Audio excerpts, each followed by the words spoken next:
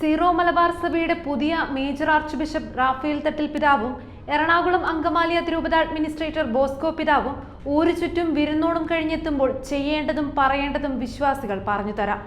ഏകീകൃത ബലിയർപ്പണം സീറോ മലബാർ സഭയുടെ എല്ലാ വൈദികരെ കൊണ്ടും നിർബന്ധമായും ചൊല്ലിക്കണം. വൈദികർ എന്ന വിമത വൈദിക തൊഴിലാളി യൂണിയൻ സഭയെ അപമാനിക്കുന്നത് അവസാനിപ്പിക്കണം. ഇവർക്ക് കുട പിടിച്ചു കൊടുക്കുന്ന സീറോ മലബാർ സഭയുടെ സിനഡ് സെക്രട്ടറി മെത്രാപ്പോലിത്തയോട് രണ്ടും കെട്ട സ്വഭാവം ഉപേക്ഷിക്കാനും താക്കീത് ചെയ്യാനും മേജർ ആർച്ച് ബിഷപ്പ് തയ്യാറാകണം. വഴങ്ങുന്നില്ലെങ്കിൽ അദ്ദേഹത്തെ സെക്രട്ടറി സ്ഥാനത്ത് നിന്ന് പുറത്താക്കാൻ ആർജവം കാണിക്കണം. പുരുഷ സ്വഭാവമുള്ളതും നട്ടെല്ലുള്ളതുമായ ഒരു മെത്രാനെ സിനഡിന്റെ സെക്രട്ടറി ആക്കണം. അല്ലാതെ സിനഡിന്റെ അകത്ത് ഒരു സ്വഭാവവും പുറത്ത് കരിങ്കാലിയുടെ സ്വഭാവ ദൂഷ്യവും കാണിക്കുന്ന വിമത മെത്രാനാകരുത്. എറണാകുളം അങ്കമാലി അതിരൂപതയിലെ വിമത വൈദികർക്കെതിരെ എന്തെങ്കിലും നടപടിയെടുത്താൽ സിനഡിലെ മെത്രാന്മാരുടെ വൃത്തികേടുകളും സാമ്പത്തിക തിരിമറികളും ഞങ്ങൾ വിളിച്ചു പറയുമെന്ന് വിമത ഗുണ്ടകളുടെ വ്യാജ ആരോപണങ്ങളെ നിങ്ങൾ ഒരിക്കലും ഭയപ്പെടരുത്. ആ പരിപ്പിനി വിശ്വാസികളുടെ ഇടയിൽ വേവില്ല. ഏതായാലും എറണാകുളം അങ്കമാലി അതിരൂപതയിലെ മെത്രാന്മാർ കാണിച്ചിട്ടുള്ള അത്രയും വൃത്തികേടുകളും സാമ്പത്തിക തിരിമറികളും മറ്റാരും കത്തോലിക്ക സഭയിൽ ഇന്നുവരെ കാണിച്ചിട്ടില്ല. എറണാകുളം അങ്കമാലി അതിരൂപതയിലെ ആദ്യത്തെ കർദിനാളായ വ്യക്തി പോലും കത്തോലിക്ക സഭയുടെ പ്രഹരമേറ്റ് രാജിവെച്ച് ഒഴിഞ്ഞു പോകേണ്ടി വന്ന മഹാനാണ്.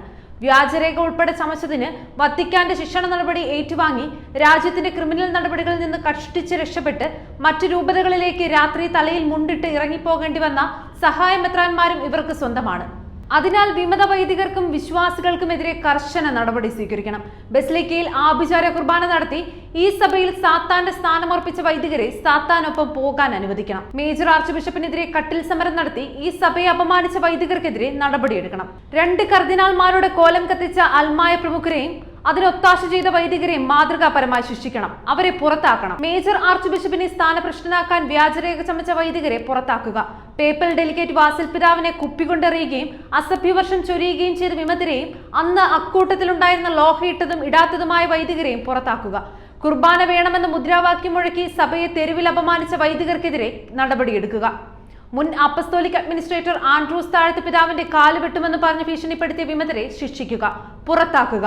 വൈദികന്റെ ശവസംസ്കാര ചടങ്ങിനെത്തിയ മേജർ ആർച്ച് ബിഷപ്പിനെയും അപ്പസ്തോലിക് അഡ്മിനിസ്ട്രേറ്ററെയും കൈകാര്യം ചെയ്ത അൽമായരെയും ഇടവക വികാരിയെയും സഭാപരമായി ശിക്ഷിക്കുക, സസ്പെൻഡ് ചെയ്യുക.